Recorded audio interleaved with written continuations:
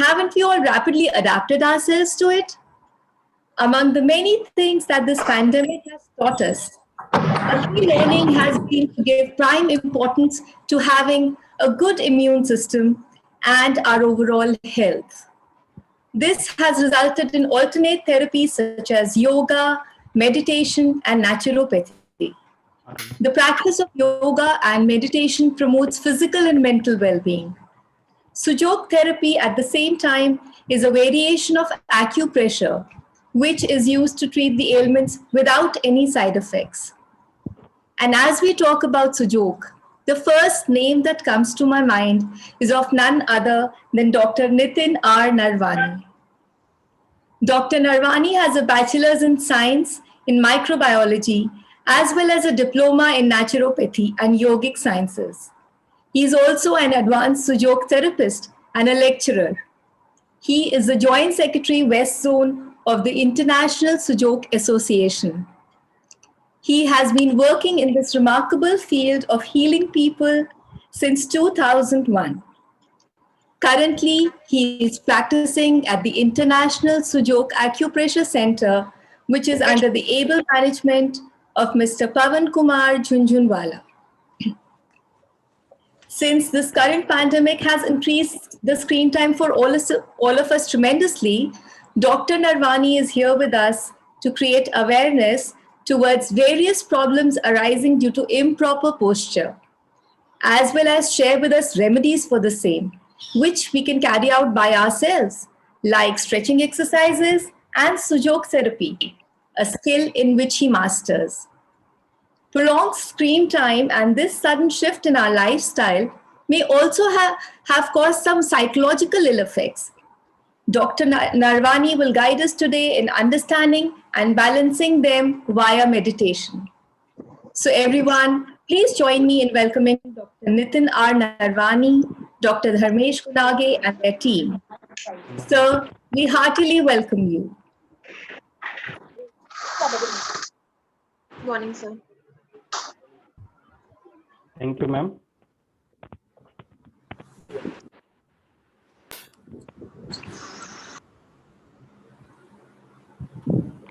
Hello. Yeah. Yes, sir, you are audible, sir. Okay. Good morning from all of us. Good morning. Can I know how many participants are right now joined over here? So right now we are 80 of us. Okay. 80.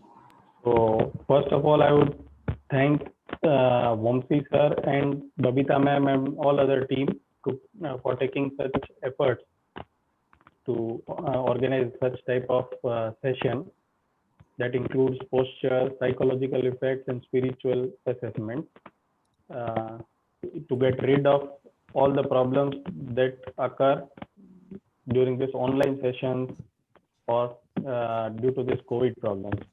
So I thank you all. First of all, हम इसमें जो topics address करने वाले हैं, इसमें मैं सिर्फ एक सब टीचर से इतना रिक्वेस्ट करना चाहता हूँ कि whenever you want to ask something or you want something to be repeated, so अपना अनम्यूट करके एक बार वो रिक्वेस्ट आप मुझे दे सकते हो. I want this session to be an interactive type of session. ठीक है ना? ओके. हमारे जो इसमें टॉपिक्स रहेंगे वो जो प्रॉब्लम्स आपको पोस्चरल जो मैनेजमेंट नहीं बराबर करते हैं उसकी वजह से जो प्रॉब्लम्स इवॉल्व होती हैं, इन एडिशन ये लॉकडाउन की वजह से जो साइकोलॉजिकल इफेक्ट्स होती हैं सिर्फ टीचर्स पे नहीं, बच्चों पे और कॉमन मैन में, ये सब भी हम डिस्कस करेंगे. इन सब का रेमेडीज डिस्कस करेंगे और लास्टली आप लोगों को कुछ टिप्स देंगे that would be quite interesting for you. ये सेशन चल रहा है 1 घंटे का सेशन.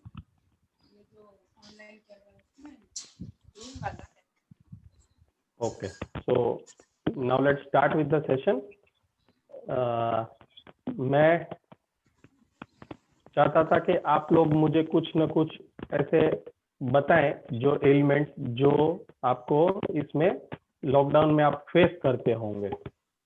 फॉर एग्जांपल, लेकिन उसका मैंने असेसमेंट किया है, कुछ मैंने प्रॉब्लम्स डिस्कस किए हुए हैं पेशेंट्स के साथ और बबीता मैम के साथ जो हम इसमें डिस्कस करेंगे जो कॉमन होते हैं ड्यूरिंग दिस ऑनलाइन सेशन, जैसे कि cervical spondylosis. What is cervical spondylosis? कई लोगों को ये नेक पेन, इसकी वजह से shoulder pain, right arm pain, left arm pain, tennis elbow pain, उसके बाद upper back and lower back pain होते हैं ना। कई लोगों को, आप लोगों में से कई लोग इसमें से सफर भी कर रहे होंगे। इन एडिशन मस्कुलर पेन, फिर बैक कई लोगों का ड्रूप हो गया होगा। कई लोगों ने देखा होगा कि हमारे शोल्डर्स आगे की तरफ झुक गए हैं या अपर बैक में मस्कुलर पेन फील हो रहा है। एसिडिटी, फिर गैस प्रॉब्लम होता है ना। कई लोग ये फेस कर रहे होंगे व्हाइल दिस सेशन। ओके, तो इन सब का रीजन क्या है हम वो जज करने का ट्राई करेंगे, एसेस करने का ट्राई करेंगे। And this would be N interactive session. आप लोग इसमें से कोई अलग टाइप का सिम्टम्स अगर फील कर रहे हैं तो you can discuss out with me, I will show you the remedies too. Okay, लेकिन सबसे इंपॉर्टेंट क्या है? हमारा consciousness, why such problems occur in our body और why such problems occur in our mind. तो सबसे पहले हम उन रीजन की तरफ हम अवेयर होंगे, कॉन्शियस होंगे। फिजिकल प्रॉब्लम्स जो भी होती है, अगर हम उसको जूम करके उसका रीजन देखते हैं, उसकी पोस्चर्स हो या जो भी हो, 50% problems get solve by themself. जो साइकोलॉजिकल प्रॉब्लम्स होती है उसके रीजन को अगर हम जूम करके देखते हैं तो 100% problems are solve by themself. So हम कोई थेरेप्यूटिक लेवल में न जाके अगर हम खुद कॉन्शियस होते हुए इन प्रॉब्लम्स को हम सिर्फ ऑब्जर्व करें तो we can get rid of many of them. ठीक है ना।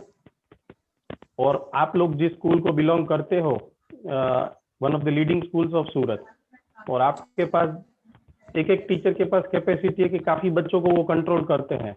सो इफ एट ऑल आपके कॉन्शियसनेस में ये पोस्चर, फिजिकली साइकोलॉजिकल रीजन ये अगर आप ग्रैब कर सकते हो तो आप धीरे धीरे इसी कॉन्शियसनेस को बच्चों पे इम्प्लीमेंट कर सकते हो। क्योंकि आपने देखा होगा कई स्टूडेंट्स होते हैं वो due to some physical reasons, due to some psychological reasons, due to some spiritual reasons वो उनके अंदर के टैलेंट को बाहर नहीं ला सकते। So as your job is of a teacher, तो टीचर के अंदर ये गुण भी जरूरी है कि अंदर के उस पार्ट को बाहर ला सके। तो हमारा इस सेशन में यही एफर्ट्स रहेगा कि आप लोगों के अंदर हम मैक्सिमम से मैक्सिमम हमारा ये एक्सपीरियंस शेयर कर सकें, ताकि आप जिन बच्चों के प्रति आप कॉन्शियस अगर होते हो इन सब चीजों से, तो एक ब्राइट फ्यूचर हम इंडिया का आगे ला सकते हैं। ठीक है। तो जैसे मैंने डिस्कस किया कि फिजिकल प्रॉब्लम्स कौन कौन से थे जो हम ज्यादातर फेस करते हैं, ये हम कॉमन प्रॉब्लम्स अभी डिस्कस कर रहे हैं initially. Does somebody want to say something? Okay. सबसे पहले हम जो कॉमन प्रॉब्लम्स डिस्कस करेंगे वो कौन कौन से हैं? First of all cervical spondylosis. क्योंकि लैपटॉप पे हम जो काम करते हैं गर्दन झुका के, कंप्यूटर पे, लैपटॉप पे, मोबाइल पे लिखने का, तो गर्दन झुका के जो काम होता है उसकी वजह से सर्वाइकल स्पॉन्डिलोसिस एक कॉमन आउटकम है इसमें चीजों का। What is cervical spondylosis? Cervical spondylosis मतलब हमारे 32 वर्टिब्रा होते हैं, हर 2 वर्टिब्रा के बीच में डिस्क होता है। Disc is a jelly type substance. अब इस डिस्क के ऊपर अगर इन्फ्लेमेशन आ जाता है ड्यू टू ऑड पोस्चर्स या एनी जर्क, तो वो डिस्क पे जो इन्फ्लेमेशन आ जाता है तो उस डिस्क के बाजू में से जो नर्व निकल रही है उसको जगह कम मिलती है एंड इट गेट कंप्रेस्ड। और वो नर्व जहां जहां पे नर्वस सप्लाई देती है उन सब जगह पे मस्कुलर स्पाज्म क्रिएट होता है, muscular spasm, and this muscular spasm leads to pain. और आपकी कंप्लेन क्या होती है? मेजर पेन की। बट कई बार शोल्डर में पेन है, कई बार हाथ में पेन है, कई बार अपर बैक में पेन है। It might be because of spondylosis. Spondylosis is a Latin word, it means compression, compression of the nerve.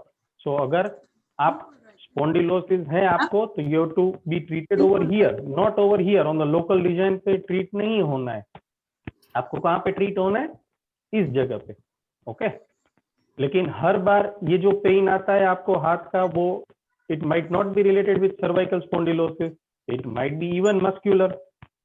कैसे मस्क्यूलर होता है, आप कोई पोस्चर में कंटिन्यूअस काम कर रहे हो, या अगर हम एक तरफ सो जाते हैं या हाथ ऊपर रख के सोते हैं, तो कई बार मसल्स हमारे क्या होते हैं, मसल्स आर इलास्टिक, रबर के जैसे होते हैं। रबर को एक पोजीशन में मोड़ दिया हमने, फैन एसी चालू है पूरी रात, तो क्या होगा, सुबह में वो स्टिफ हो जाता है। उसी तरह से अगर हम एक ही पोस्चर में बैठ के 1 घंटा 2 घंटा काम करते हैं without giving it a rest और without giving it a stretching, तो क्या होगा, वो मसल ऐसे बेंड हो जाता है। बेंड हो जाता है, शायद वो टेम्पररी भी हो, चाहे वो प्रोलॉन्ग भी हो सकता है। और ये मसल अगर प्रोलॉन्ग टेंस्ड रहता है, तो इसके अंदर जो नर्व पास होती है, वो नर्व क्या होती है, कंप्रेस्ड होती है। वो कंप्रेशन की वजह से उसको न्यूरोलॉजिकल प्रॉब्लम्स भी रहते हैं, मस्कुलर प्रॉब्लम्स तो रहती है, न्यूरोलॉजिकल प्रॉब्लम्स भी रहते हैं।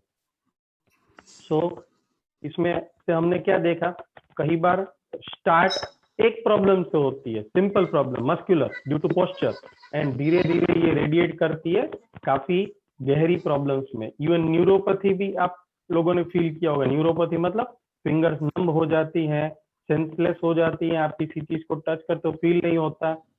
पैरों में बहुत बार होता है, पैरों में ये जो नमनेस है न्यूरोपैथी की वजह से, वो डायबिटिक न्यूरोपैथी भी हो सकता है, एज रिलेटेड न्यूरोपैथी भी हो सकता है, पोस्चर रिलेटेड न्यूरोपैथी भी हो सकता है। सो न्यूरोपैथी इज नमनेस। नमनेस मतलब नर्व की जो क्यूटिकल होती है, made up of myelin sheath, these nerve dry and they are incapable to carry the impulses. So हमने काफी सारी प्रॉब्लम डिस्कस की। इसके साथ अगर इसी सर्वाइकल स्पॉन्डिलोसिस को या मस्कुलर पेन को हम और डिले कर सकते हैं, तो इसकी वजह से क्या होता है, हेडेक भी हो सकता है। लेकिन ये टिपिकल जो हेडेक है, it is other than migraine. काफी लोग माइग्रेन से सफर कर रहे हैं, लेकिन अभी जो हमने डिस्कस किया, such type of headaches are other than migraine. क्यों, कैसे पता चलता है कि माइग्रेन है कि नहीं? माइग्रेन में जो पेन होता है ज्यादातर वो टेम्पल रीजन में होता है, वो भी एक तरफ टेम्पल रीजन में, दूसरी तरफ टेम्पल रीजन में। जबकि अगर स्पॉन्डिलोसिस हुआ है और उसके रिलेटेड अगर उसको माइग्रेन है तो या हेडेक है, तो वो पीछे की तरफ से होता है। कई पेशेंट कंप्लेन करेंगे कि इधर से मुझे हेडेक हो रहा है। At that time you should understand that this is not because of migraine, but this is because of my sleeping posture, working posture, etc. इसी स्पॉन्डिलोसिस या हेडेक को और प्रोलॉन्ग किया जाए, आंखों में दिक्कत या कान में दिक्कत हो सकता है। कई पेशेंट्स को इस लॉकडाउन में क्या हुआ है, कान की दिक्कतें हो गई, टिनिटस, एक टाइप का आवाज सुनाई देता है या जैसे आवाज सुनाई देता है।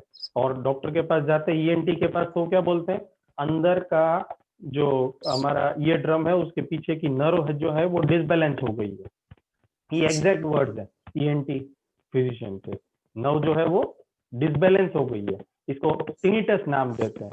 तो टिनिटस कई बार it might not be due to this eardrum. Usually तो क्या होता है, एक्चुअल टिनिटस क्या होता है, ईयर ड्रम के अंदर होल हो जाता है।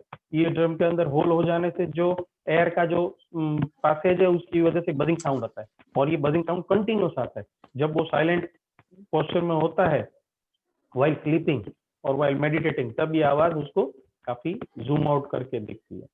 तो in this case it can be a radiated form of cervical spondylosis. अच्छा, अब साथ में गैस की भी शिकायत होती है, क्योंकि अपर डाइजेस्टिव सिस्टम में एसिडिटी, एसिड रिफ्लेक्स, ये सब चीजें अभी भी कॉमन हमने सुनाई दे रही है इन दिनों में। तो ये जो गैस ऊपर की तरफ आती है, इसकी वजह से क्या होता है, गैस ऊपर की तरफ आती है तो सबसे पहला सिम्टम है थायराइड। ये जो पित्त आवृत वायु, आयुर्वेद की भाषा में अगर देखते हैं तो पित्त से आवृत हुआ वायु वो ऊपर की तरफ गमन होता है, and due to this thyroid, eyes problem, hair fall इन दिनों में काफी बड़ा हुआ है। वो हेयर फॉल क्यों होता है, क्योंकि एनर्जी ऊपर की तरफ फ्लो हो रही है। एसिड रिफ्लेक्स और जो एसिडिटी होती है वो क्या इंडिकेट करते हैं कि the energy flow is upward, और ये अपवर्ड जाते हैं तो आयुर्वेद की भाषा में एक वायु होता है जो मूवमेंट होता है, दिस क्रिएट्स हेयर फॉल। अब हेयर फॉल के लिए आप कोई भी शैम्पू या ऑयल तो अप्लाई करते हो लोकली, लेकिन इसमें क्या होता है वो सिर्फ टेम्पररी स्किन पे इफेक्ट करता है। जो फ्रॉम द रूट कॉज अगर देखना है तो इस ऊपर की तरफ मूव होते वायु को हमारे को कंट्रोल करना पड़ेगा, तब हम इस हेयर फॉल के लिए परमानेंट सॉल्यूशन प्राप्त कर सकते हैं। Frozen shoulders due to working habit, हाथ आगे लेना, तो ये काफी सारी प्रॉब्लम्स हमने डिस्कस की अपर बॉडी की। लोअर बॉडी की problems, lumbar spine, lumbar spine का एक मेजर प्रॉब्लम क्या है? Sciatica. Sciatica is the name of the nerve. It is the longest nerve that passes from our lumbar vertebra. L4, L5, S1 के बीच में से nerve पास होती है, और नर्व जो पास होती है वो पैर के बाहर के हिस्से में से पूरे नीचे के एंकल जॉइंट तक जाती है। इसकी वजह से वो पेशेंट को उस पूरे पैर में आउटर साइड में उसको पेन रेडिएट होता है। This is commonly termed as sciatica, but remember that sciatica is the name of the nerve that is been suppressed या compressed from the spinal cord. खाली स्पाइनल कॉर्ड में से ही compress होती है, that is also not wrong, वो उसके root में भी होती है। हम जो पर्स रखते हैं पीछे, हम जो इधर पर्स रखते हैं, पॉकेट रखते हैं, ये एरिया के मसल्स जो होते हैं, these are piriformis muscles. According to physiotherapy इन मसल्स का क्या नाम है? Piriformis muscle. तो कई बार वॉलेट रखना है या हम अनइवन सरफेस पे बैठते हैं, तो इसकी वजह से वो जो मसल है पायरिफॉर्मिस वो स्पाज्म होता है, वो कॉन्ट्रैक्ट होता है, और कॉन्ट्रैक्ट होने की वजह से नर्व जो पास हो रही है इसके बीच में से वो कंप्रेस होती है। तो इसकी वजह से भी साइटिका सिम्टम्स आते हैं। तो स्पॉन्डिलोसिस फ्रॉम द स्पाइन अलग चीज है, and compression of the nerve from the piriformis muscle वो इंडिपेंडेंटली अलग चीज है। तो इन दोनों में से अपने को डिफरेंशिएट करना है और उसके रूट कॉज का ट्रीटमेंट करना है। पता कैसे चलेगा कि ये स्पाइन में से कंप्रेस हो रही है कि along the route piriformis muscles में से निकल रही है? सिंपल है, जब पेशेंट को उल्टा लेट के हम कमर पे चेक करेंगे तो अलोंग द स्पाइन हमें पेन नहीं मिलेगा। हमारे को कहाँ पेन मिलेगा? अलोंग द नर्व रूट, पैर में पेन मिलेगा, बट जो स्टार्टिंग से रेडिएट होना चाहिए कमर में से उसमें अपने को पेन नहीं मिलेगा। एंड उस टाइम पे हमारे को सिर्फ उस मसल्स की एक्सरसाइज करनी है, not the exercise of the spine. So friends, ये कॉमन प्रॉब्लम्स पहले तो हमने डिस्कस किए, क्या क्या प्रॉब्लम्स होते हैं। आई एम श्योर कि ज्यादातर लोगों को इनमें से कोई ना कोई प्रॉब्लम तो जरूर होगी होगी। अब ये प्रॉब्लम्स को इग्नोर करने से ये सेडिमेंटेशन फॉर्म में होता जाता है। एक प्रॉब्लम अगर रहा तो धीरे धीरे हमारी कार में कैसे अलाइनमेंट होता है, वैसे हमारी बॉडी में भी अलाइनमेंट होता है। कोई भी एक मसल या कोई भी एक नर्व जब कॉन्ट्रैक्ट होता है, बेंड होता है, स्टिफ होता है, तो उसका इफेक्ट धीरे धीरे अलग मसल पे आता है, दूसरे जॉइंट पे आता है, तीसरे सिस्टम पे आता है, और धीरे धीरे ये ब्रांच लेवल से प्रॉब्लम शुरू होकर इंडिविजुअल लेवल तक चली जाती है। इसकी वजह से पूरे आप डिस्टर्ब हो जाते हो कि नहीं? हमारे दांत में अगर एक कणी फंस जाती है फूड की, तो हम कैसे बेचैन रहते हैं जब तक वो निकलती नहीं है। उसी तरह अगर कोई एक मसल या एक पार्ट हमारा प्रॉब्लमेटिक है, तो धीरे धीरे करके दूसरी और तीसरी प्रॉब्लम्स हो जाती है, तो हम पूरे उससे डिस्टर्ब हो जाते हैं, माइंड एंड बॉडी दोनों डिस्टर्ब हो जाते हैं। तो अब हम देखते हैं इन प्रॉब्लम्स की हम सॉल्यूशन कैसे कर सकते हैं, क्योंकि सबसे इंपॉर्टेंट तो क्या है? सॉल्यूशंस है ना इन सब चीजों के। तो इस सॉल्यूशंस के लिए हमने कुछ वीडियोस बनाए हैं, क्योंकि कुछ पोस्चर्स हैं, कुछ एक्सरसाइज हैं, वो एक्सरसाइज हम जब आपके सामने रिप्रेजेंट करेंगे तो हमने ऐसे वीडियो शूट करके रखे हैं जो आप लोगों को हम दिखा सकते हैं। तो पहले कौन सी प्रॉब्लम्स का देखा जाए? शोल्डर्स के लिए सबसे कॉमन चीज जो है वो शोल्डर के लिए। तो मैं धर्मेश भाई को रिक्वेस्ट करता हूँ कि एक शोल्डर पोस्चर, वर्किंग पोस्चर एक बार।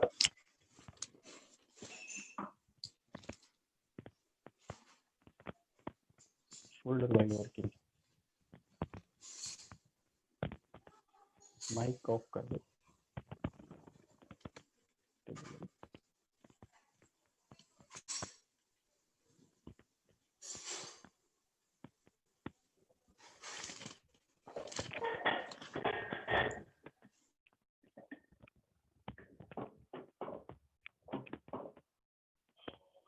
ये जो हमारी शोल्डर ब्लेड होती है, दिस शोल्डर ब्लेड जो हमें ये स्टिच से दिखती है, जो सिलाई होती है हमारे, ये जो हमारी शोल्डर ब्लेड होती है, दिस शोल्डर ब्लेड जो हमें ये स्टिच से दिखती है, ये जो सिलाई होती है हमारे टी शर्ट की, उससे हमारे को ये स्टिच जो है अपने नेक जॉइंट को परपेंडिकुलर होनी चाहिए, दैट इज एट 90 डिग्रीज।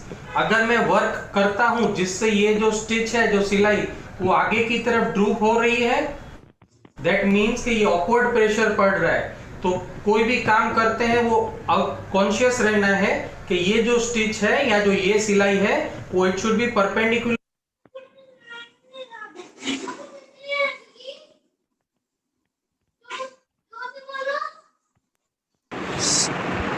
काम करते समय या कंप्यूटर ऑपरेट करते समय हमारी पोस्चर ऐसे नहीं होनी चाहिए कि हमारी गर्दन को और अपर बैक को जोर आए। इंस्टेड बैक को रेस्ट रखते हुए कीबोर्ड को आगे लेके हमारे पैर को अंदर जाने देंगे और हम आसानी से अपना काम कर सकते हैं, जिससे बैक को आराम मिल सके। चीज ऐसा कोई पिलो अगर होता है, जो सोफा का पिलो वगैरह हो, इसको हम हमारे लोअर बैक के नीचे रख के अपर बैक को पीछे रेस्ट पे रख सकते हैं और काम करते हैं। इससे क्या होगा कि जो हमारी स्पाइन ऐसे कर्व्ड है, पीछे पिलो होने की वजह से वो अलाइनमेंट आ जाएगा और हम काम करते हुए अपने आप को और अच्छी पोस्चर में डाल सकते हैं। Thank you.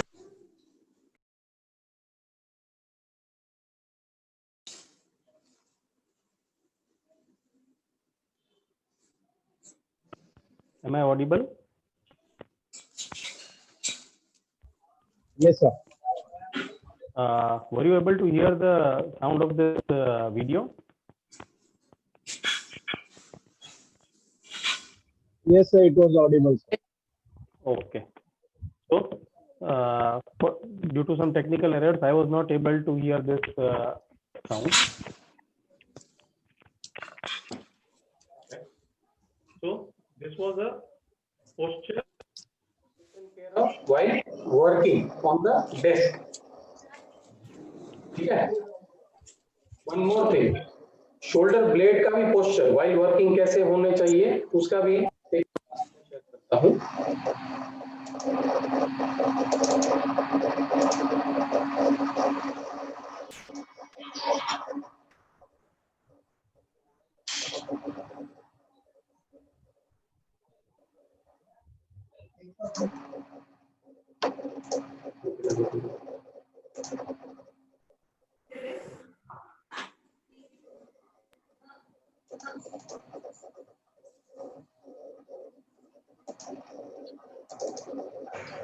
ये जो हमारी शोल्डर ब्लेड होती है, दिस शोल्डर ब्लेड जो हमें ये स्टिच से दिखती है, जो सिलाई होती है हमारे टी शर्ट की, उससे हमारे को ये स्टिच जो है अपने नेक जॉइंट को परपेंडिकुलर होनी चाहिए, that is eight 90 degrees.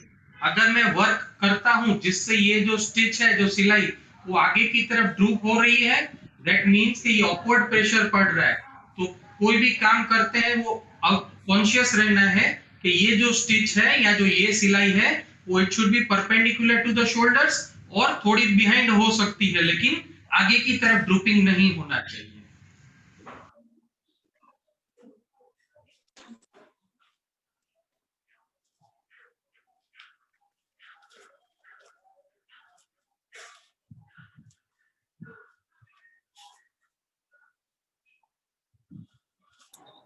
Sir, you are mute, sir.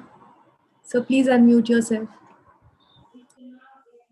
Is it okay now? Is it okay now? Audible? Yes, sir, audible.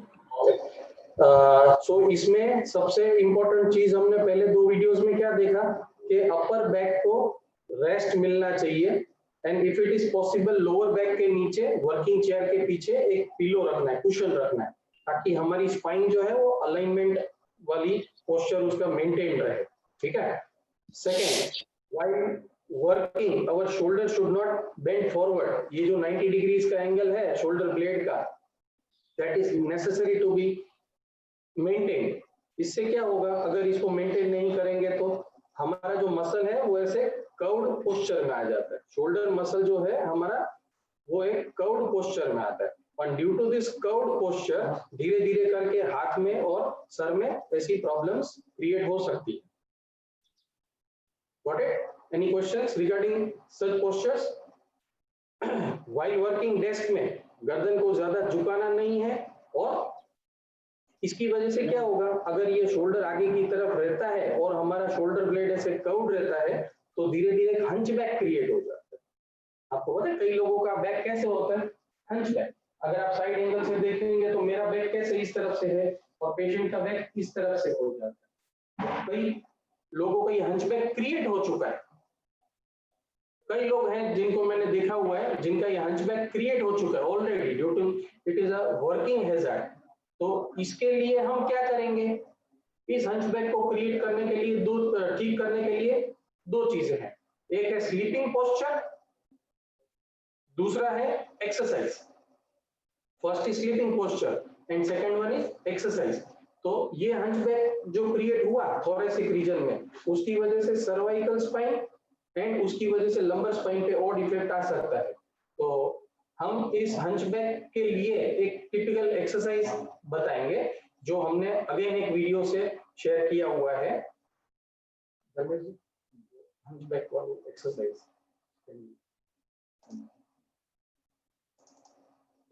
Sleeping posture.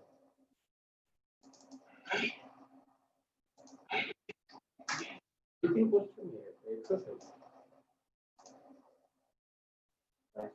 नहीं, हंचबैक नहीं चलेगा। ये बेंच है।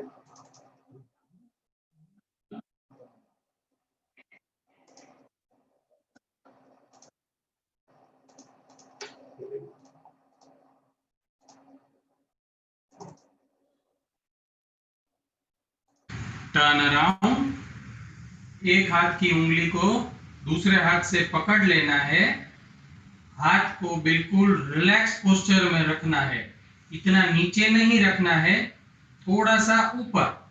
अब ये पोस्चर को हम मान सकते हैं कि ये 0 स्टेज है। अब इन दोनों शोल्डर जॉइंट्स को पीछे की तरफ स्ट्रेच करना है और होल्ड करना है for 3 to 4 seconds and then release. Again 0, वापस स्ट्रेच करो 3 to 4 seconds, again release, again stretch it for 3 to 4 seconds, then again release, again 3 to 4 seconds, then again release। ये 25 बार एक टाइम पे करना है और 25 बार इसको रिलैक्स करना है।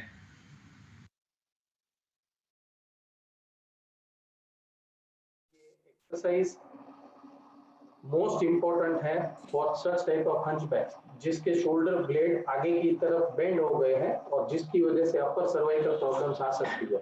Even there is a technique of sleeping. तो एक दूसरा वीडियो बताता हूं जिसमें हम सीधा लेट के कैसे इस हंचबैक को हम ठीक कर सकते हैं।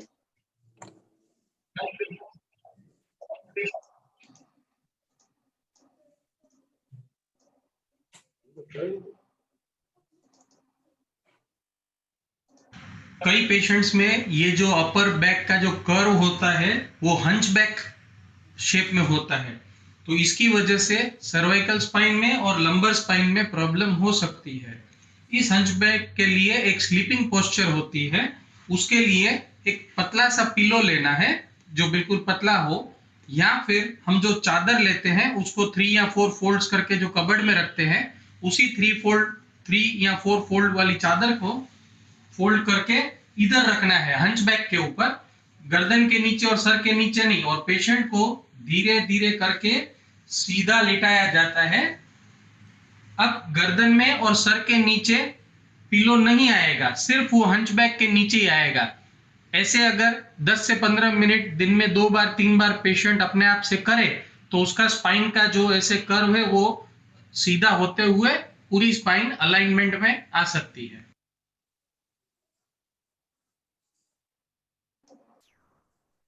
सो फ्रेंड्स, ये एक और मजेदार पोस्चर था जिसमें सिर्फ अपनी चादर जो होती है उसको फोल्ड करके पेशेंट को बताया जाएगा कि अपने हंचबैक के नीचे रख दे, एंड एट दैट टाइम नेक के नीचे, हेड के नीचे पिलो नहीं होना चाहिए।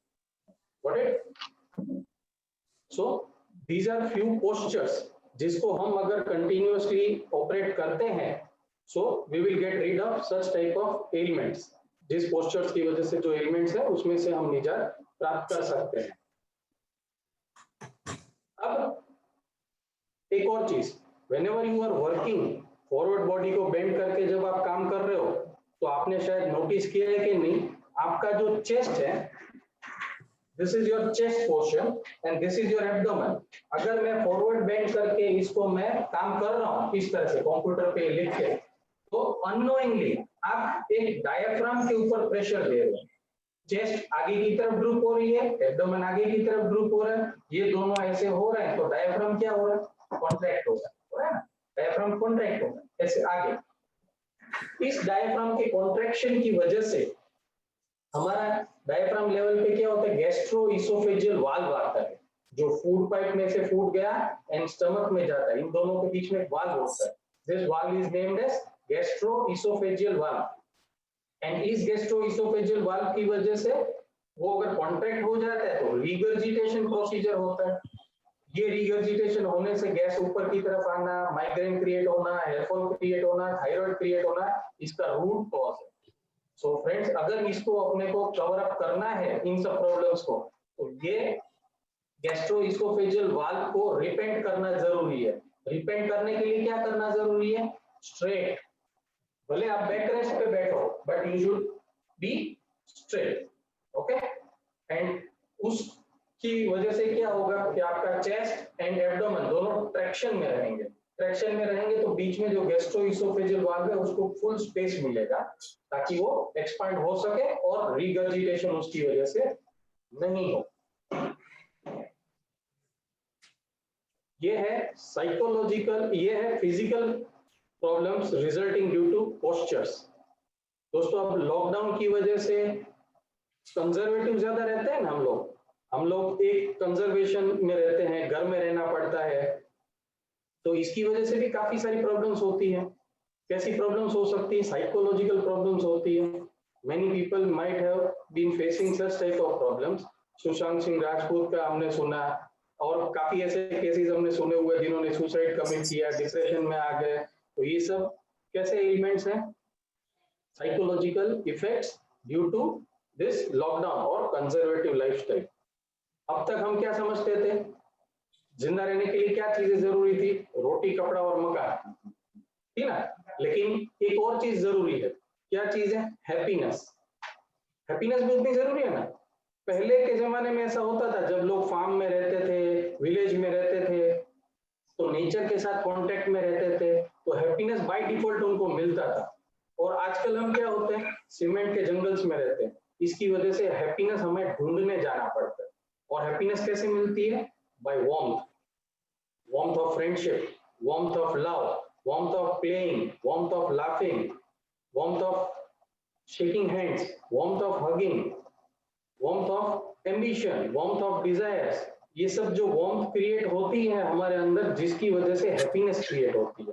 तो ये हैप्पीनेस हमें बाहर जाके कुछ लोगों से मिलेगी, तब हमारे अंदर वो हैप्पीनेस आती है। हम किसी सिर्फ लोगों से नहीं, पेड़ पौधों से मिलते हैं तो भी होता है। हम कोई ट्री के पास जाते हैं तो नोइंगली और unknowingly we are exchanging energy within the tree and ourselves. एक फ्लावर को आप देखते हो, उसकी खूबसूरती को आप टच करते हो, फील करते हो, स्मेल करते हो, तो वो जो पांचों पांच सेंसेस से ये फ्लावर को आप फील कर रहे हो, तो वो आपको वार्मथ मिल रही है, जो आपको हैप्पीनेस दे रही है।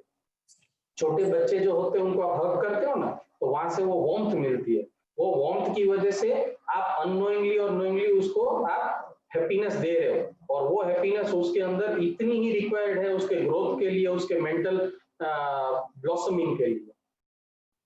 तो हमारे अंदर क्या होता है, mind is constantly working, body was in a conservative mode, होता है कि नहीं। माइंड तो भाग ही रहा था, फियर की वजह से, कोविड का फियर, फिर इकोनॉमिक फियर, सोशल फियर, इन सब की वजह से माइंड तो क्या है हमारा एक्स्ट्रा मूव कर रहा था, बॉडी जो है वो सेडेटिव था। अब ये डिफरेंस क्रिएट हो गया, mind over active, body under active. इन दोनों का सिंक्रोनाइजेशन की कमी हो जाती है। इन दोनों की सिंक्रोनाइजेशन की कमी की वजह से क्या होगा, साइकोसोमेटिक प्रॉब्लम्स क्रिएट होती है। साइकोसोमेटिक प्रॉब्लम्स में कौन से इमोशंस होते हैं सबसे इंपॉर्टेंट? कौन कौन से इमोशंस होते हैं? Anxiety, agony, sadness, depressive tendency, fear, ये सब नेगेटिव इमोशंस हमारे अंदर हैवी लेडन हो जाते हैं। और इसी का एक मेजर आउटकम क्या है? Gas formation. You know what is gas formation? Gas formation कभी जूम करके देखा है? गैस कैसे बनता है? अपना माइंड जो है मूवमेंट कर रहा है, बहुत मूवमेंट कर रहा है, बॉडी मूवमेंट नहीं कर रहा है, एक स्टेडी पोस्चर में है, तो क्या होगा? बॉडी के अंदर ऐसा कुछ क्रिएट होगा, ऐसी मूवमेंट क्रिएट होगी, अनवांटेडली मूवमेंट क्रिएट होगी जो माइंड की मूवमेंट के साथ मैच करने की ट्राई करेगी। और इस चीज को किस एस्पेक्ट से फील कर सकते हैं? गैस के एस्पेक्ट से। हम उसको क्या बोलते हैं? गैस। मूवमेंट हो रहा है, गैस ऊपर आ रही है, पेट में घूम रहा है, जॉइंट्स पेन हो रहा है, ये सब गैस। अभी आपको उसका रूट कॉज पता चल गया। गैस कैसे फॉर्म होती है? It is an unwanted movement creating inside our body in order to over capitulate the mind's movement. मतलब शॉर्ट में अगर समझो तो क्या होता है? गैस एक माइंड एंड बॉडी का सिंक्रोनाइजेशन की कमी की वजह से हमारे बॉडी में क्रिएट हुई फिनोमिना है। आयुर्वेद की भाषा में इसको क्या माना जाता है? वायु माना जाता है। तो इस वायु की वजह से इसको अगर कंट्रोल नहीं किया जाता है तो joints pain, digestive problems, organ failures वगैरह वगैरह आगे हो सकते हैं। तो इसके लिए क्या रास्ता है? दो ही रास्ते हैं, या माइंड को डाउन करो या बॉडी को टोन करो। ठीक है ना? माइंड ओवर एक्टिव है, बॉडी अंडर एक्टिव है, तो दो रास्ते हैं, माइंड को डाउन करें या बॉडी को टोन करें। ये दो रास्ते अगर करेंगे तो क्या होगा? फिर बैलेंस हो जाएगा। इसके लिए क्या करो? अपनी जगह पे जॉगिंग, रनिंग, सुबह सुबह में अगर आप पॉसिबल है तो भले 15 मिनट तो 15 मिनट, लेकिन जॉगिंग के लिए निकल जाइए। जॉगिंग, स्किपिंग, साइकिलिंग, स्विमिंग, ये सब, dancing is a very good exercise. इसमें से कोई भी एक एक्सरसाइज पकड़ लीजिए जिसमें विग्रस मूवमेंट ऑफ बॉडी होना चाहिए, और इस विग्रस मूवमेंट ऑफ बॉडी होने की वजह से पसीना पसीना हो जाना चाहिए। Due to such type of activities क्या होगा? मेडिकली देखो तो सीरोटोनिन एंड ऑक्सीटोसिन सीक्रेट होता है। सीरोटोनिन और ऑक्सीटोसिन क्या है? Serotonin is a relaxing hormone release from the brain, जो हमारे बॉडी को बिल्कुल हर एक मसल को एक रिलैक्स पोस्चर में रखता है। आप कितनी भी एक्सरसाइज करो, लेकिन अगर सीरोटोनिन की डेफिशिएंसी है तो मसल स्टिफ ही रहेगा। आपको लगेगा मैं 1 साल से फिजियो कर रही हूँ लेकिन मुझे ठीक नहीं हो रहा है, ये किसकी वजह से होगा? सीरोटोनिन डेफिशिएंसी की वजह से। Oxytocin is a love hormone that keeps you in a pleasant mode of condition. अगर आप प्लेजेंट नहीं होंगे तो मैं कितना भी इधर ब्लै ब्लै करके आपको समझा रहा हूँ, सब उल्टे घड़े पे पानी होगा। ठीक है ना? इसकी वजह से क्या होगा? इसकी वजह से क्या होगा कि जो लव हार्मोन प्लेजेंट मोड में जो आपको रखेगा, you would be in absorbing condition. जो भी आएगा एनवायरनमेंट में से, जो भी आता है वो आपके अंदर एब्जॉर्ब हो जाएगा इजीली। तो आप इसको एक प्लेजेंस वाली फीलिंग आपके अंदर आप फील कर सकते हो due to this oxytocin and serotonin secretion. So exercising your body, movement of your body, exercising मतलब अपर बॉडी नहीं, लोअर बॉडी नहीं, दोनों का मिला के। तो running is one of them that combines both of such exercises. And you know, एक और प्रॉब्लम जो सबको काफी इंटरेस्टिंग लगेगी, बेली फैट, पेट बाहर आ जाता है, होता है कि नहीं? काफी लोगों का लॉकडाउन में पेट बाहर आ गया। तो पेट बाहर आना मतलब क्या है? आगे मैं आपको फॉर्मूलाज दिखाऊंगा, आप लोगों के लिए मैंने टिपिकल फॉर्मूला सेट की हुई है। उसकी वजह से क्या है, upper body and lower body, इन दोनों की वजह से जो असंतुलन क्रिएट होता है उसकी वजह से बेली फैट होता है। अच्छा, ये तो हो गया माइंड एंड बॉडी को सिंक्रोनाइज करने का मैंने सिंपल एफर्ट बता दिया। एक और मैं आपको मुद्रा मंत्र बताता हूं जिसकी वजह से हम माइंड को डाउन कर सकते हैं, बॉडी को अप कर सकते हैं। ठीक है, तो सबसे पहले हम माइंड को डाउन करने की मुद्रा बताते हैं।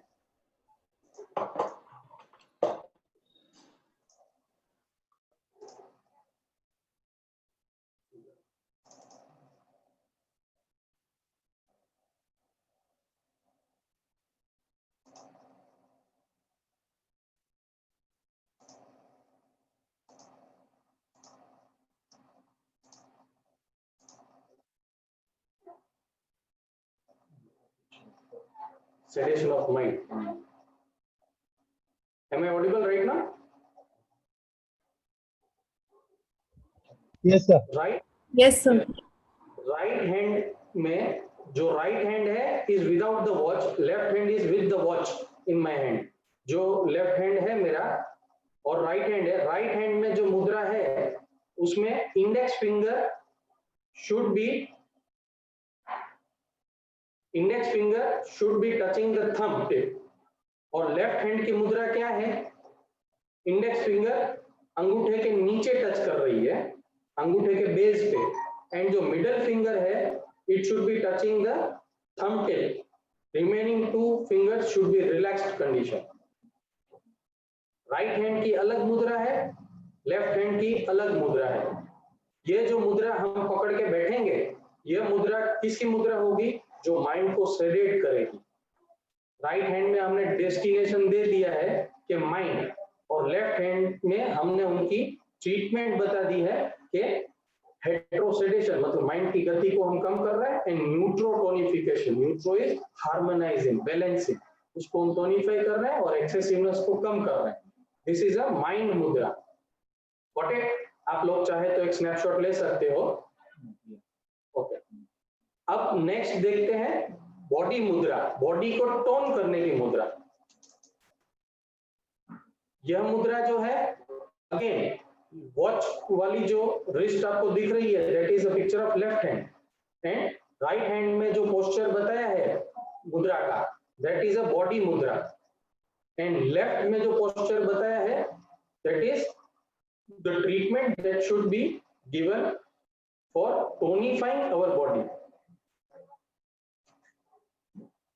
Okay,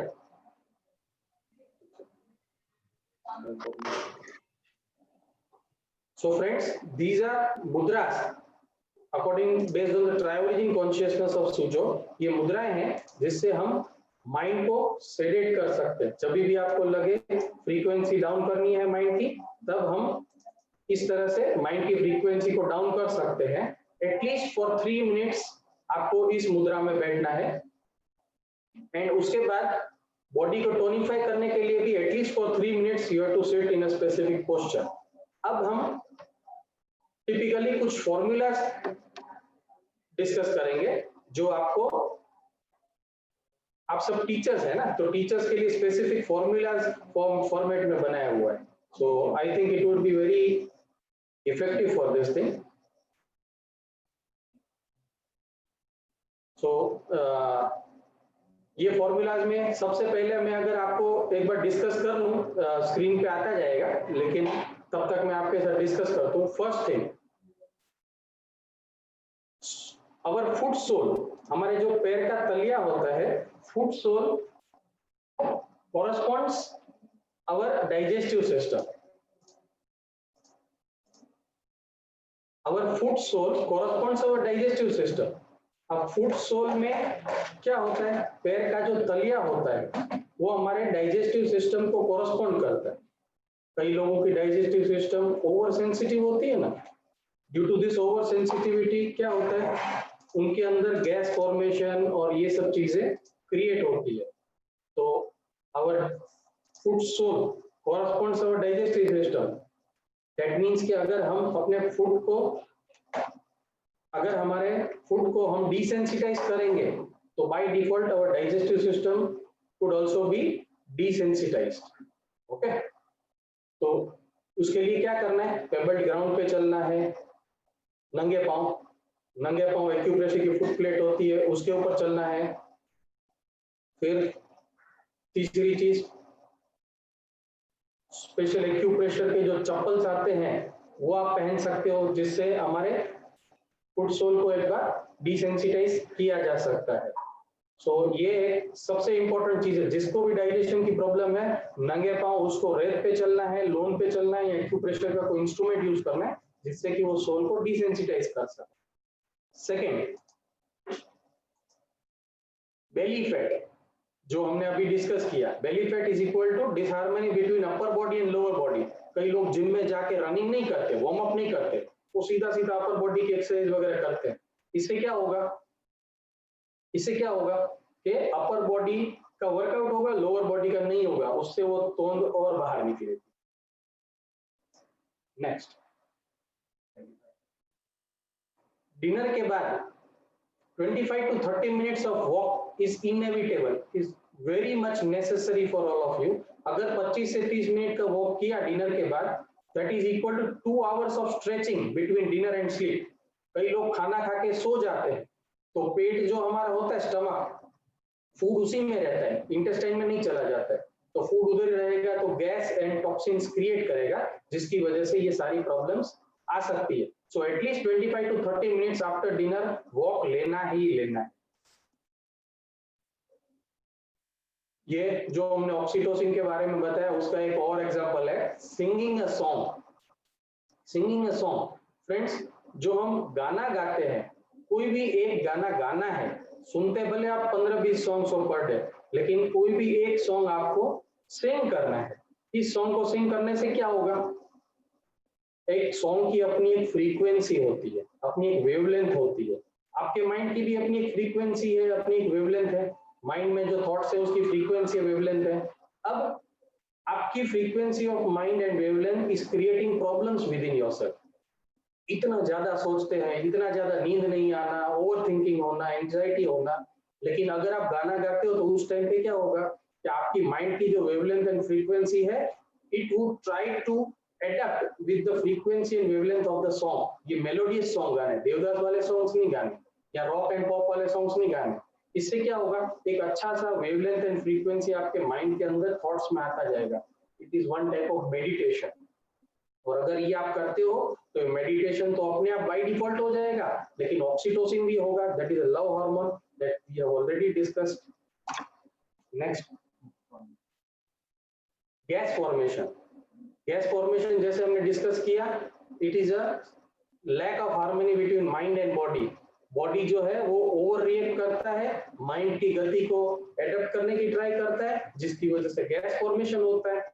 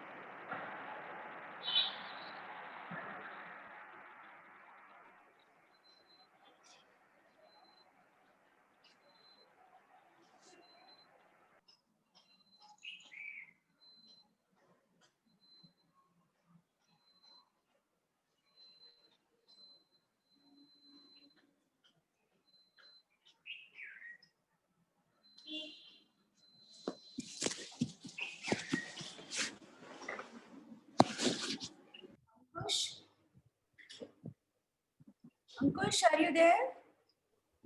Yeah, ma'am. What happened? I think there's some error, technical issue from Dr. Sir's end. Huh? Please stop sharing just a second.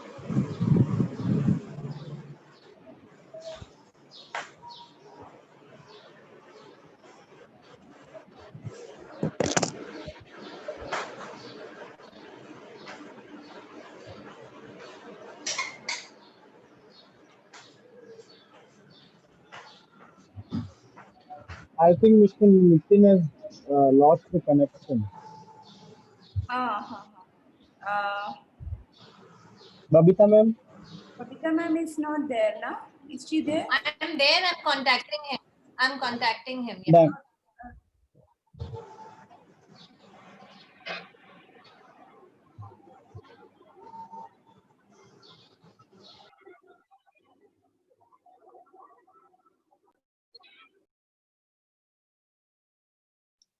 Yeah, he'll be joining in 2 minutes. Please be patient.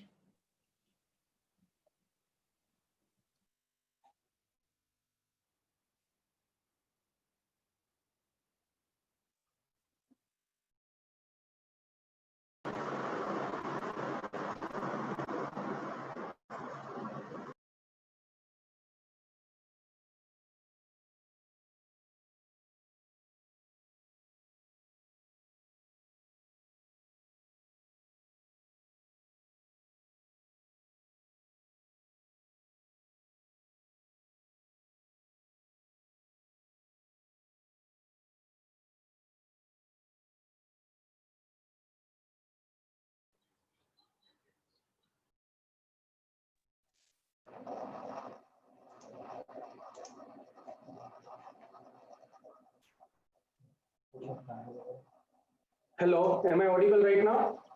Yeah, you're audible, Dr. Nitin. Okay, I will right now show you the video of this SWISO exercise and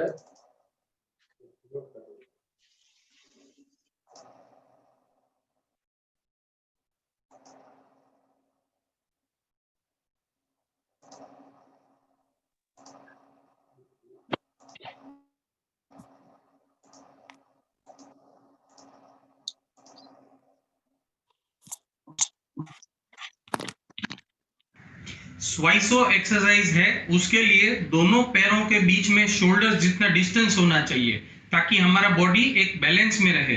अब इस exercise के लिए raw material क्या है कि हमारे हाथ ऐसे फ्री स्विंग होने चाहिए, हो रहे हैं फ्री स्विंग। अब इस एक्सरसाइज को स्टार्ट करने के लिए जब हाथ मेरे ऊपर जाएंगे तब मैं नाक से गहरी सांस अंदर खींचूंगा। इधर जब तक हाथ पहुंचते हैं तब तक मेरा चेस्ट एंड एब्डोमेन श्वास से भर जाएगा। अब जब मैं हाथ को नीचे फेंक रहा हूं उस टाइम पे गाल फुला के जोर से श्वास को बाहर निकालना है, जैसे हम फोर्सफुली किसी कैंडल को बुझा रहे हैं, ठीक है। और ये एक रिदमिक स्पीड में होता रहेगा। ये रिदम कैसी होनी चाहिए, ऊपर जाके नीचे जा रहा है, साइमल्टेनियसली आप श्वास ले रहे हो फोर्सफुली, श्वास छोड़ रहे हो मुंह से फोर्सफुली। ये ऐसे 36 साइकिल होने चाहिए 1 मिनट में। मैं एक बार करके दिखाता हूं।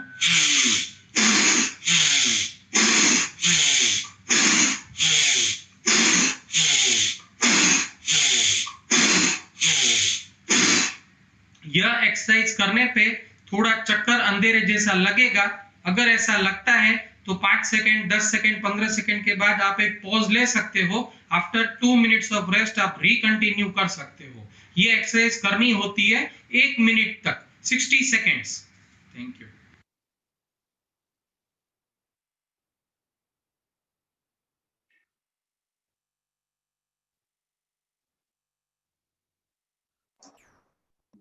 so friends, this was the SWISO exercise in which you will be able to burn calories that is equivalent to 5 kilometers walk in within 1 minute, 1 single minute.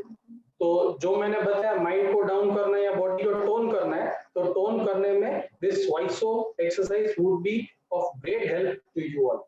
So I think my session is concluding the topics that I covered right now. So I want from your side, if anybody has any doubt or wants me to repeat something.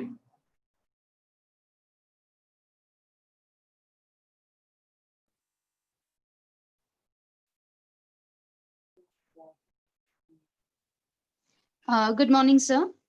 Yeah, good morning. Sir, I just have one question. After dinner, as you said, we need to walk for around 30 minutes so that it gets digested. Sir, I just had a question. Does cycling do the same thing? Yes, cycling would do the same thing. Cycling is also good. Cycling में एक superior चीज क्या है over walking?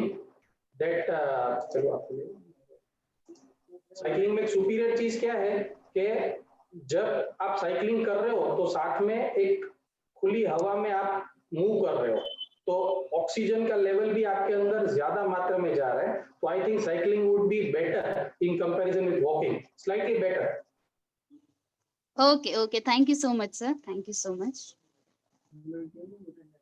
Sir, मेरा नाम मीना रस्तोगी है और मैं ये फ्रोजन शोल्डर वाली प्रॉब्लम से काफी दिनों से परेशान हूँ। हाँ, इसके लिए अब जैसे जो सेशन चल रहा है इस पर ही, तो मुझे कोई एक्सरसाइज आप बता सकते हैं जिसको मैं घर पे कर सकूं? पहले मैं फिजियोथेरेपी जा रही थी, लेकिन अब मैं फिजियोथेरेपी करीबन मार्च से नहीं जा रही हूँ। फ्रोजन शोल्डर का सबसे बड़ा रीजन क्या है? अवर वर्किंग कंडीशन, जो हम आगे की तरफ रह के जो काम कर रहे हैं, जैसे हमने वीडियो में आपको शेयर किया था कि आप शोल्डर को आगे की तरफ ड्रूप करो तो धीरे धीरे आपका जो मसल है शोल्डर ब्लेड वो ऐसे कर्व में आ जाता है, और वो कर्व अगर परसिस्ट करता है तो क्या होता है, धीरे धीरे वो जॉइंट के ऊपर इल इफेक्ट देने लगता है। You know what, muscles and joints they are partners in working. तो अगर कोई मसल को प्रॉब्लम है तो धीरे धीरे करके जॉइंट के ऊपर वो लोड ज्यादा देता है and it results into frozen shoulder. अब इसको रिवर्स लाना है आपको। रिवर्स लाने के लिए क्या करना पड़ेगा, आपकी जो स्टिफ मसल्स है उसको रिलैक्स करना पड़ेगा, पहले अलाइनमेंट में लाना पड़ेगा। अलाइनमेंट में लाने के लिए सीरोटोनिन एंड ऑक्सीटोसिन सिक्रीशन होना चाहिए first of all, that is must inevitable.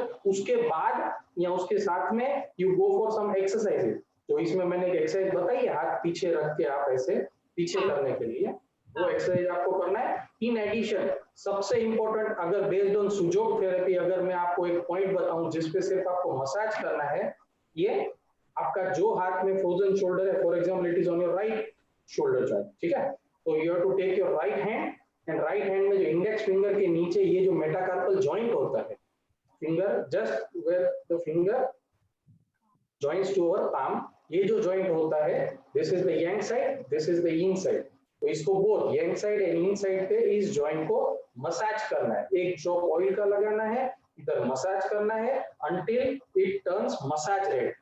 ये दिन में 2 बार अगर आप 1-1, 2-2 मिनट तक मसाज करते हो इस जॉइंट पे, इंडेक्स फिंगर के नीचे जो ये कार्पल जो जॉइंट होता है, फिस्ट को बंद करते हैं, ये जो जॉइंट दिखता है उस एरिया में अगर inside as well as on the inside as well as on the yang side, both sides आप मसाज करके 1 मिनट तक अगर रेडनिंग क्रिएट कर देते हो, तो धीरे धीरे करके तकरीबन 15 to 20 डेज के अंदर आपको काफी fluency in your shoulder joint आपको मिल सकती है। Thank you sir. या welcome. Anybody else?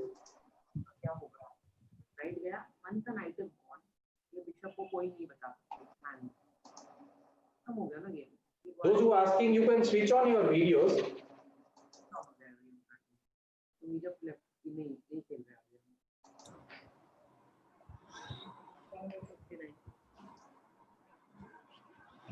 So anything for relaxing the eyes? The continuous strain on the eyes?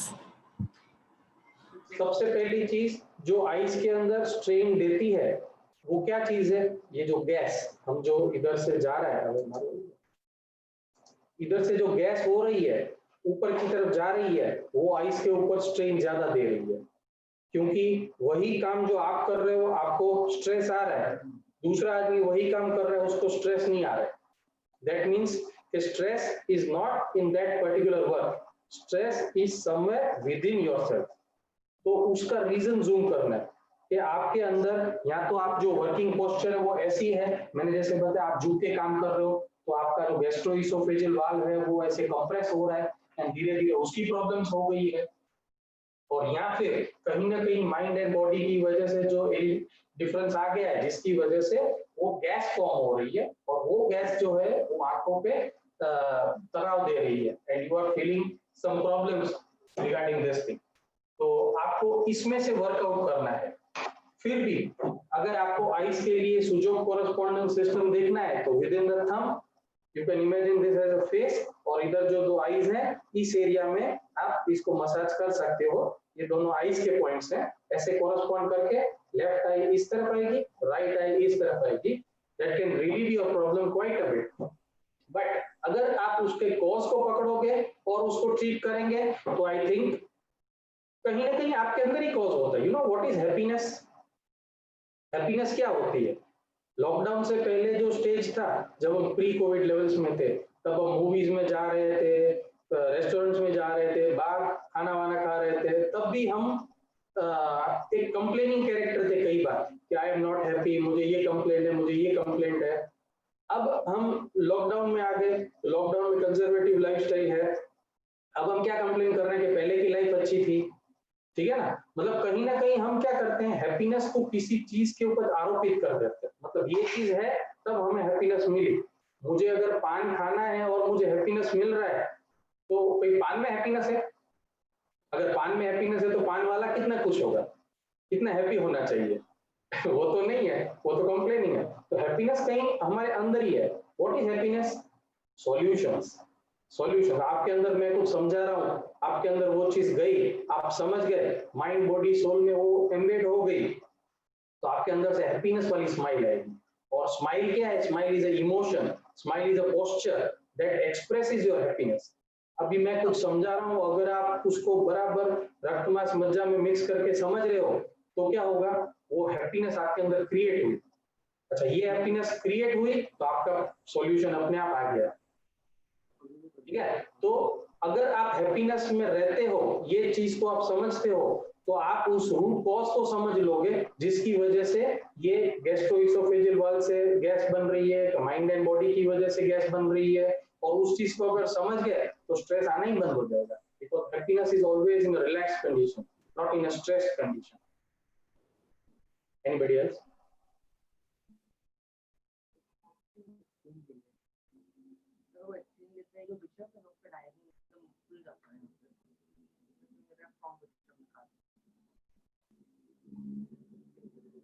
Cosmetic problems, किसी में कॉस्मेटिक प्रॉब्लम्स का डाउट नहीं है किसी को?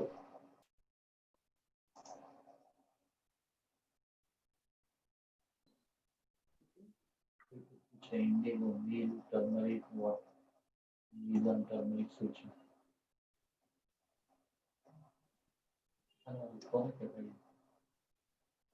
You can unmute yourself instead of writing. You can unmute yourself and ask me directly.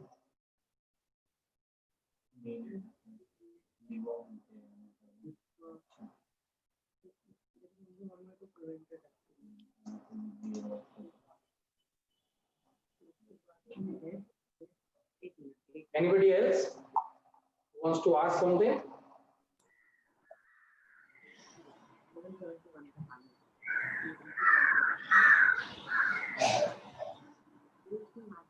Slide જવા માંગતા છે, મને કોઈ પિક્ચર મોકલાઈ દેવામાં આવશે.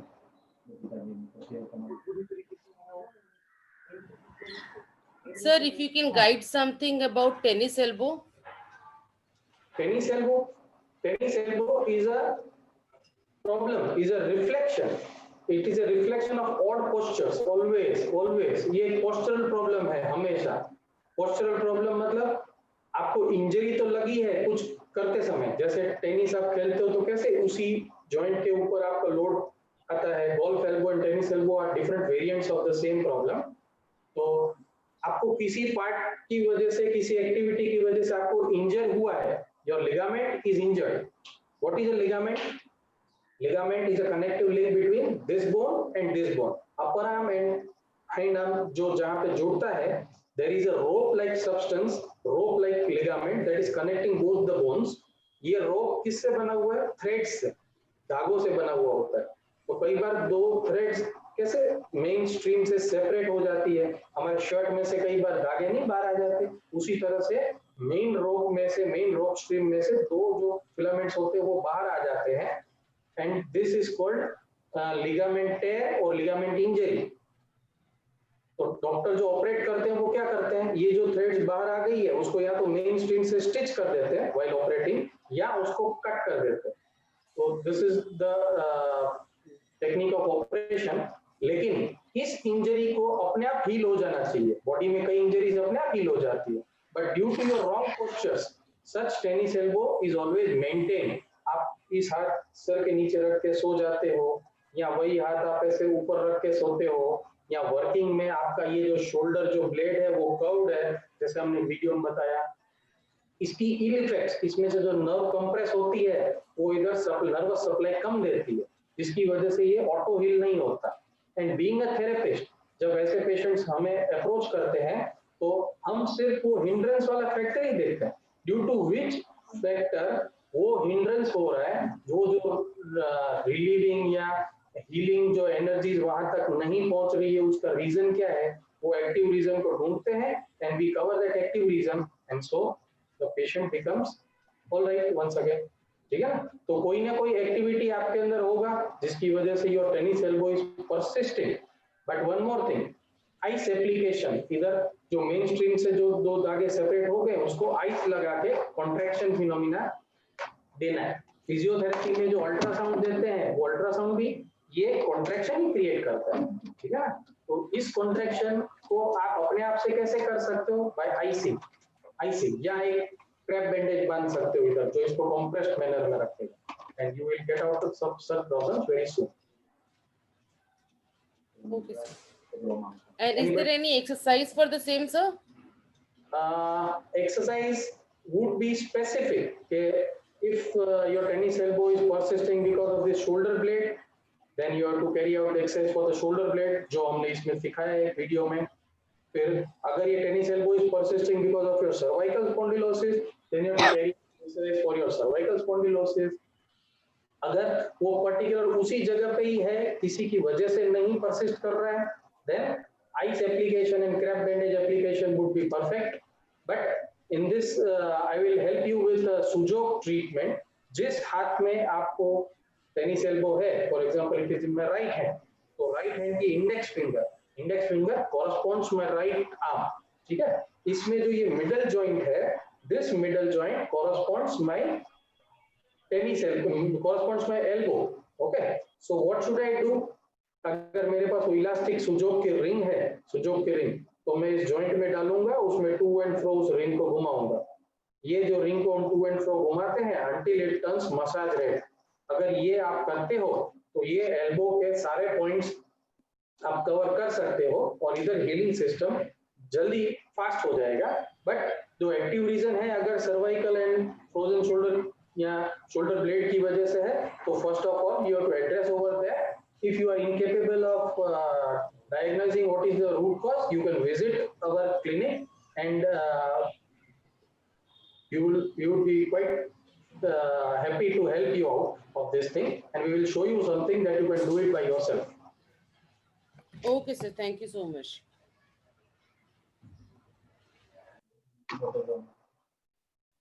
Health and prevention of diseases remain the most vital part of being fit during this pandemic.